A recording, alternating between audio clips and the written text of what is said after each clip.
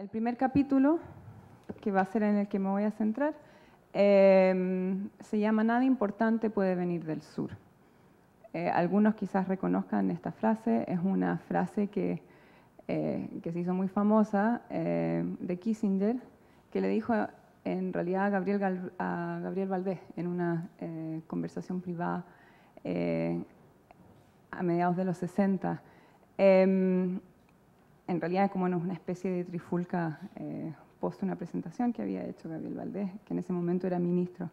Y la cita era, "Nothing important can come from the South. History has never been produced in the South."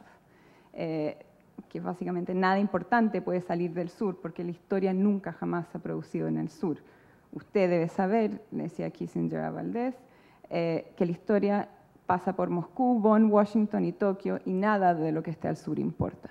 Yo no voy a hablar del pop art, sino quizás del pop como, de hecho en las historietas de los años 50, pop era lo que salía de la pistola. O sea, voy a hablar de pop en relación a una realidad, a ese presente inadmisible que le llamaban las panteras negras, la violencia de la realidad cotidiana.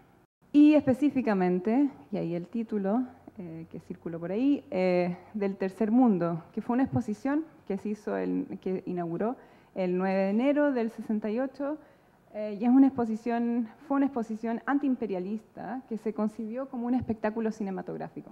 En ese sentido se trataba de una obra colectiva en que todos los roles se confunden. En ese sentido había un equipo muy grande, o sea, ahí también como una diferencia con el arte. No se trata de un autor con un apellido, sino de un grupo de gente que está trabajando. Y en realidad el arte también muchas veces pasa eso, a pesar de que el mercado requiera que exista un autor con un apellido para que una galería pueda vender mejor. Esta exposición del Tercer Mundo, que quiere ser popular y que quiere ser masiva, que quiere ser como el cine. Cosa que en realidad eventualmente se logró, ya que fueron más de 500.000 de personas a esta exposición que se hizo en La Habana, en la Rambla. La exposición fue en realidad parte del Congreso Cultural de La Habana, que se realizó en enero del 68, en que intelectuales, activistas, escritores, artistas, antipsiquiatras, economistas, bailarines, profesores de gimnasia y estudiantes participaron de este gran congreso en el que hubo 1.000 participantes, aunque como 600 ponentes, delegados se llamaban. Esto tiene que ver con una idea del intelectual, porque ahí, como ven, dice Congreso Cultural de La Habana, reunión de intelectuales de todo el mundo, con una noción del intelectual como todo aquel que aporta a la cultura revolucionaria. Fue un encuentro no alineado en que se encontraron en una época en que se estaban topando por primera vez feministas, antipsiquiatras, gente del poder negro, junto con movimientos de liberación nacional y guerrillas latinoamericanas, pero también tricontinental. O sea, se concibió, de hecho, inicialmente como un congreso para intelectuales del tercer mundo, para hablar de los problemas del tercer mundo. Entre los delegados chilenos estaba Roberto Mata, cuya ponencia, de hecho, se tituló Hagamos la guerrilla interior, como la obra que tiene este museo, que es parte de la colección del Museo de la Solidaridad. Enrique Lin también estuvo ahí como ponente, él estaba ya en Cuba en esa época y él, de hecho, vio esa exposición. Entre otros estaba Carlo Levi, Luigi Nono, Julio Cortázar, Margaret Randall, Susan Sherman. Bueno, hay una larguísima lista, pero estos me parecen importantes porque varios de ellos están vinculados a la historia también de este museo.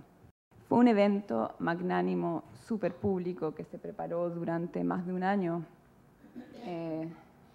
O sea, imagínense todo un estado volcado a esto.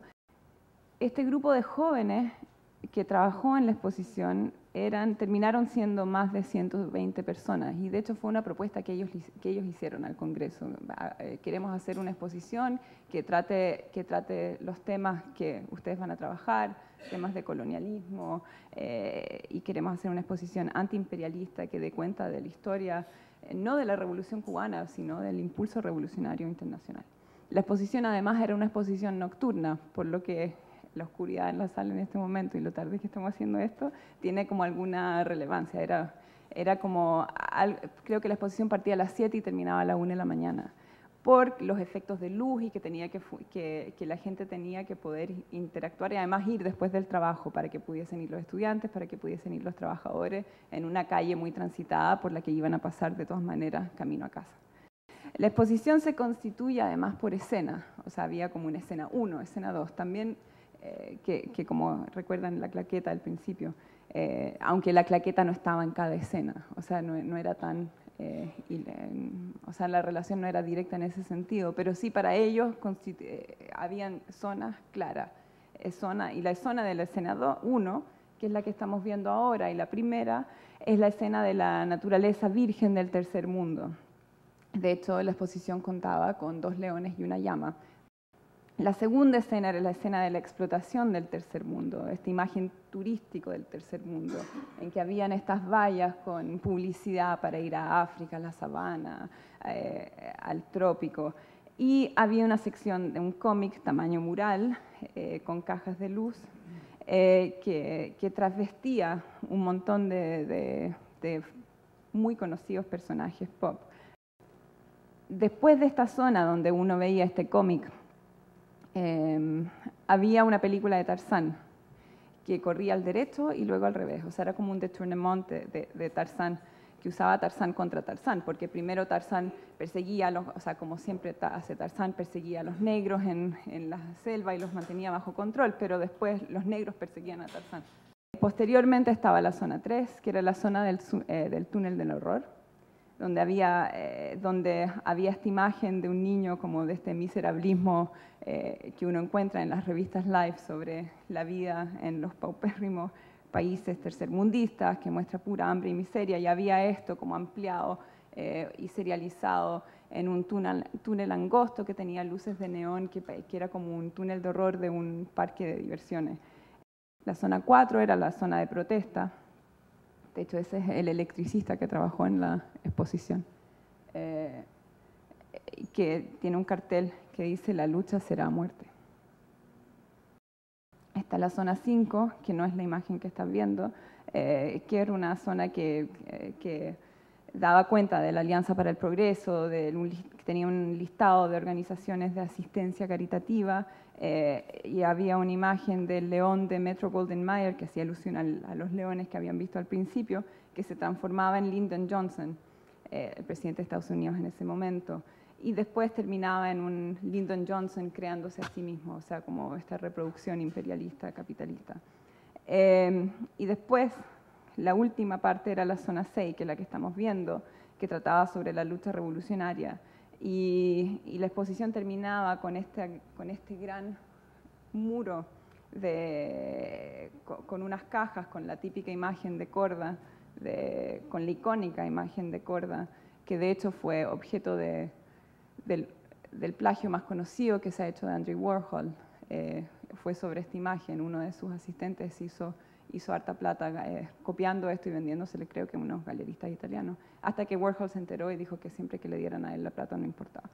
Bueno, en fin, la imagen de Korda del Che se daba vuelta para mostrar también en esto como funcionan en los game shows, no sé, los juegos de concurso, cuando se da vuelta para revelar lo que hay detrás, y está esta frase que dice, que es una frase del Che también, y a nosotros los explotados del mundo, ¿cuál es el papel que nos corresponde? Que de alguna manera es una respuesta a la afirmación de Kissinger, que bueno, ¿qué es lo que va a salir del sur? La revolución. Las armas secretas es el nombre de la ponencia que dio Edmundo Desnoyers en el Congreso Cultural de La Habana, pero se refiere específicamente a los medios de comunicación de masa. Entre muchas otras frases magníficas, en el texto habla de la belleza blanca y rubia que agudiza el sentido de inferioridad de los mestizos negros de América. Y me pareció me pareció lindo como asociarlo a esta obra de Cecilia Vicuña, se llama Sueño, es del 71. Es un sueño que ella tuvo en que los indígenas de América se vengaban y mataban al Papa. Pero si uno se fija, todos tienen sus armas como tradicionales, De hecho, hay lanzas, hay flechas, hay boleadoras. La mujer mapuche tiene una piedra y yo sospecho que es una boleadora, pero no sé. Sin embargo, en la espalda todos tienen, en realidad llevan un arma de fuego.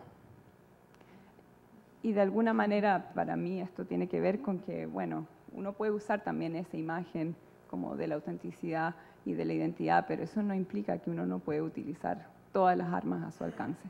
Bueno, yo quería hablar un poco de alguna manera, como Cuba fue el referente de los 60,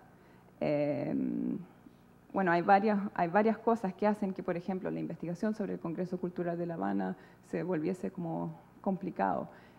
Según algunos, fue una historia ocultada deliberadamente. Según otros, fue una historia olvidada por las circunstancias y la necesidad. Porque, bueno, justo antes del Congreso había muerto el Che. El Che murió el 67, el 67, a fines del 67, en octubre creo. Y eso fue un poco como, fue una tragedia, pero también fue la tragedia del fracaso del modelo de la guerrilla rural.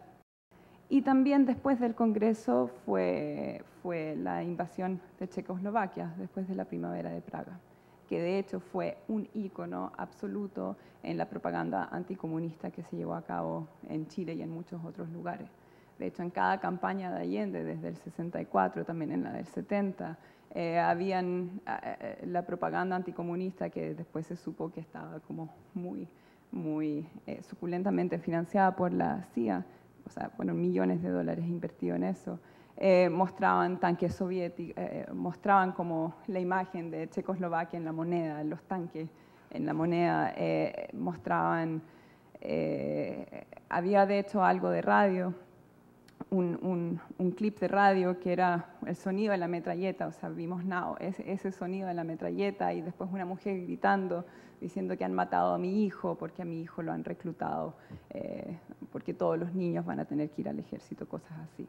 Después de eso, del realineamiento de Cuba con la Unión Soviética, o sea, el fin de este momento como mucho más libre, mucho más por una búsqueda de una revolución más autónoma, que tuvo que ver con necesidades económicas muy graves, pero que también significaron cosas como bastante duras, y fue el inicio del quinquenio gris, del llamado quinquenio gris en Cuba, y el caso Padilla, para aquellos de ustedes que conocen, hizo la referencia de Cuba, por lo menos para los intelectuales, un poco más complicado, y para como el ámbito de la cultura.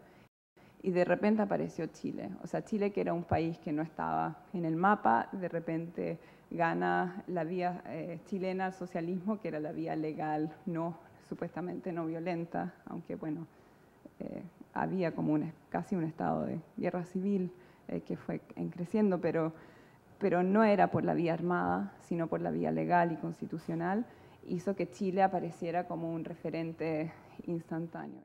Bueno, aquí Cecilia está refiriéndose a la visita de Fidel a Chile, el 72, que fue nefasta en términos de medios de comunicación. O sea, los medios de comunicación la utilizaron para condenar a Chile.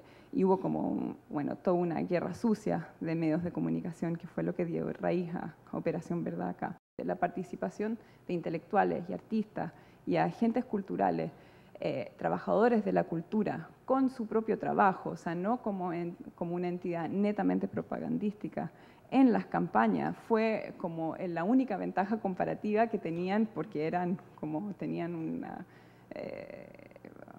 eran paupérrimamente pobres comparados además con las inyecciones de dinero que estaban llegando a los oponentes de Allende. Llevar la cultura a lugares remotos de Chile, donde la gente no tenía televisión, donde nunca había visto cine, donde nunca había visto espectáculos en vivo, y era en ese momento algo completamente chocante. O sea, la gente que estuvo en este bus en particular, que fue como el más cultural de las campañas de Allende, o el primero que utilizó la cultura de esa manera, habla de lo emocionante que fue ver a la gente recibiéndolos en los pueblos, gritando, saltando, y muy felices y colaborando para ayudarlos. Tenían un escenario arriba del techo del bus, y también desplegaban un telón, que por supuesto la primera vez que lo desplegaron no funcionó, se empezó a era obvio que se iba a caer, y vino el sastre del pueblo con su hijo a ayudar y perforaron, hicieron como unos cocimientos. Bueno, y hubo como un nivel de colaboración muy, muy grande que fue incluso previo al proyecto como muralista, o paralelo. De hecho, ellos tenían una brigada de murales. También llevaban diarios El Mercurio para imprimir con serigrafía, con imágenes de Allende, que era como la contradicción más grande que puede existir. De hecho, Allende fue como el más grande persecutor público de lo que estaba, o sea, denunciante público, podría decirse, de la manera en que operaba el Mercurio en este país. Operación Verdad, perdón, para aquellos de ustedes que no saben, fue una contraofensiva, pero que asumía que Chile nunca iba a tener el poder de los medios de comunicación, que no iba a poder luchar contra las multinacionales coludidas de prensa con sus mismas armas, que tenía que inventar otra manera de hacerlo. Y por lo tanto creó este encuentro que se llama Operación Verdad. Operación Verdad tuvo muchos matices diferentes, escribo de eso en otro lado, pero como la porción internacional consistió en una invitación abierta a intelectuales, activistas, políticos, a que vinieran, y artistas, perdón, artistas y agentes culturales. O sea, tuvo un énfasis muy importante en cultura, en gente que perteneciente a la cultura.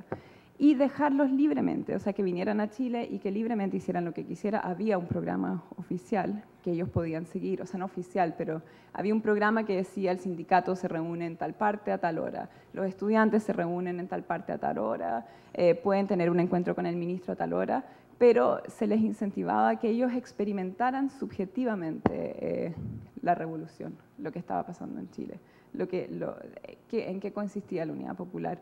Entonces el énfasis, en lugar de, como en muchas operaciones verdades anteriores, de hecho hubo una en Cuba también en el 59, que se basaba en la objetividad de la prensa, la Operación Verdad chilena se basaba en la experiencia subjetiva. Y uno de los resultados como más impredecibles y más notables, diría yo, de Operación Verdad fue justamente el museo donde estamos sentados.